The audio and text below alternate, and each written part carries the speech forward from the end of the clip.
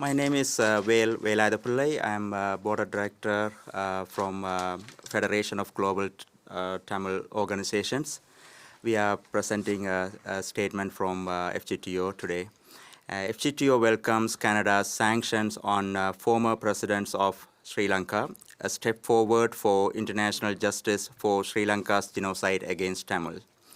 On January 10, 2023, Canada imposed sanctions on former Sri Lankan President Gotabaya Rajapaksa and President Mahinda Rajapaksa.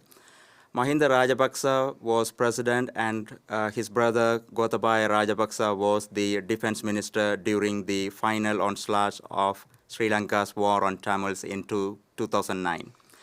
The Federation of Global Tamil Organization wholeheartedly thank Global Affairs Canada and the Canadian government for taking this vital step forward toward justice for the crimes of genocide committed by several Sri Lankan governments.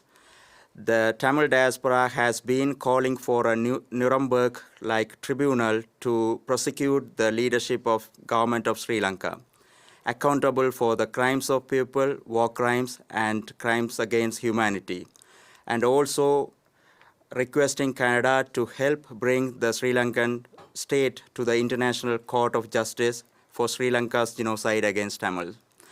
Tamils in Tamilulam, Tamil Nadu, and Tamil diaspora have continuously requested the United Nations to refer Sri Lanka to the ICC, International Criminal Court, for crimes of genocide.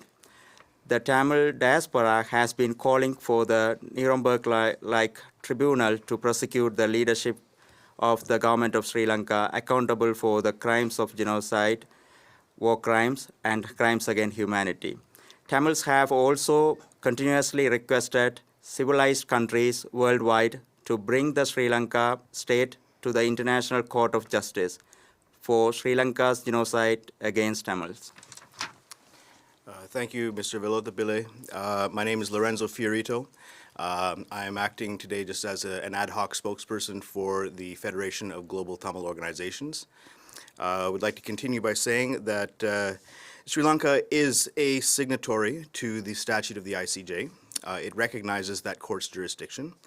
Sri Lanka has also ratified several international treaties and conventions, violations of which may be heard at the ICJ, such as the Genocide Convention, the Apartheid Convention. Apartheid is a crime against humanity and overlaps with the crime of genocide. The Geneva Conventions, which define war crimes, the Convention Against Torture, the Convention on the Elimination of Racial Discrimination, and several other instruments of law.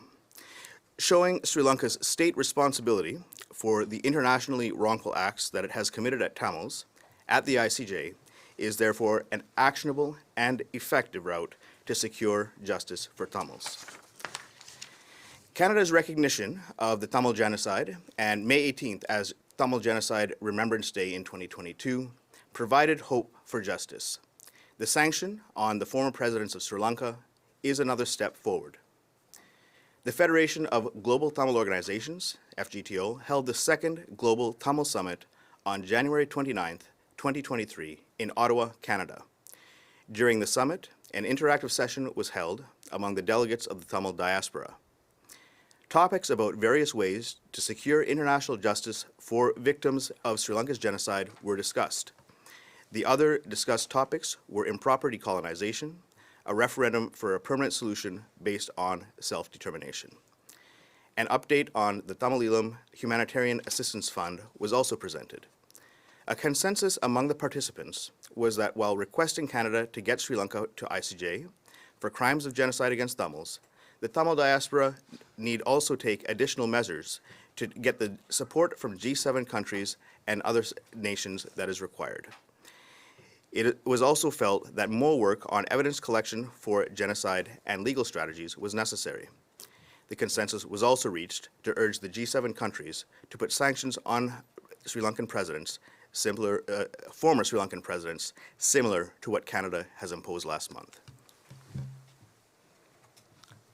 The Tamil diaspora believes that the dispute between Tamil Ulam and Sri Lanka can be resolved only via democratic referendum based on the right of self-determination of Tamil Ulam Tamils.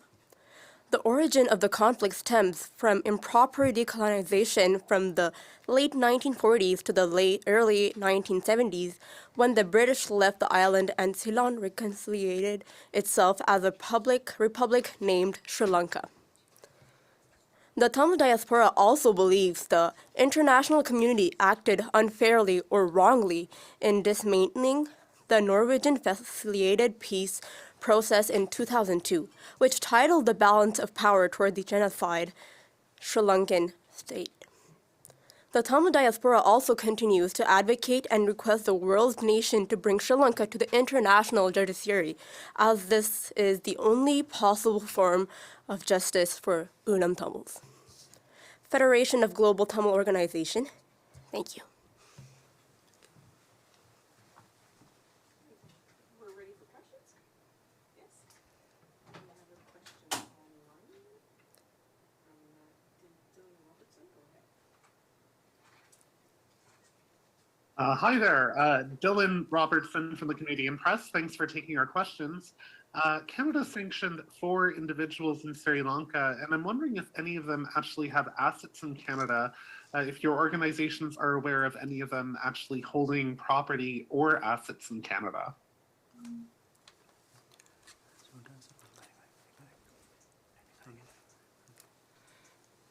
At present, we're not aware of any assets that are being held in Canada by these 4 individuals. However, we welcome the travel bans that these sanctions have brought. It sends a very important message from the Government of Canada to the international community that war crimes, crimes against humanity, and genocide will not go without consequence. Thank you. And our allies didn't apply these sanctions. I think Canada is actually the only country, to my knowledge, that's done this. I'm just wondering if any officials had told you whether they had done an effort to have other countries replicate this, and what it tells us, if they didn't, and what it tells us if they tried and couldn't get anyone else to do so. The Tamil community worldwide is prepared to assist Canada in securing the agreement from Canada's allies to impose similar sanctions. We are a global diaspora. We are several million strong across the world. And in each of the countries where we are present as a diaspora, we will be lobbying Canada's allies to impose similar sanctions. You can count on this. Dylan, if you have any more questions, go ahead. Yeah, I just wanted to dig a bit deeper on that, though, because no one actually has done so. And I'm wondering if that risks backfiring, if we're the only country to put our heads up. I mean, when it comes to Russia, when it comes to Haiti, we tend to act with other countries.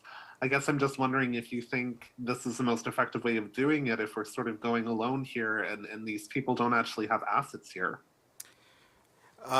Canada's action actually follows on the sanction on General Shavendra Silva, who was also involved in war crimes towards the end of the conflict. This was imposed several years back under Secretary of State Pompeo. So Canada is now the second. This shows momentum, and we will be continuing to build that momentum as a community. Go ahead if you have more questions, Dylan. Sure, I'll go with one more. Thanks again.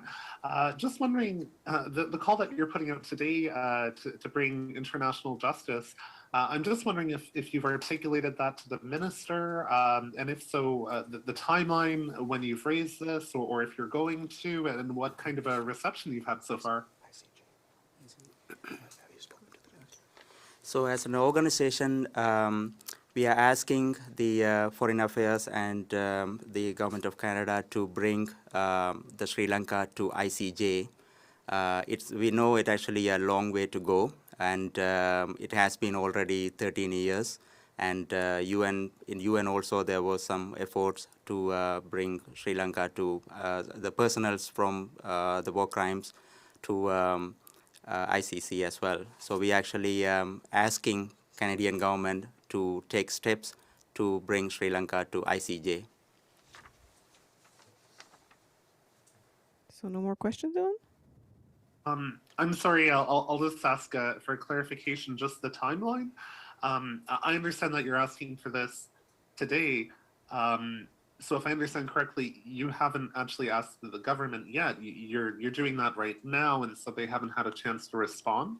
Or is it that you've brought this up already with the minister, if that was a week ago, a few days ago, and what kind of an answer you got? A group of Canadian Tamil organizations already requested to our foreign minister, and we are following up on that. Thank you very much. And just if you have the timeline, that's my last question, just when that was raised. Oh, he's asking for the timeline. When the meeting was. This meeting was about 3 weeks ago, 3-4 weeks ago, like right after the January 10th sanction, and there was an interview in Toronto. Our foreign minister also mentioned that they actually going to try to get the support from G7 nations to get the sanctions on Rajapaksas. And meantime, the community also trying to get the other countries, Tamil organizations, to follow up with their governments to get the support for Canada to bring Sri Lanka to ICJ. Thank you very much. And this concludes the press conference. Ici met fin la conférence de presse. Merci. Thank you.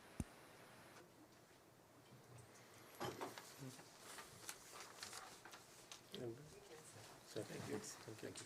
Thank you. Doors unlocked.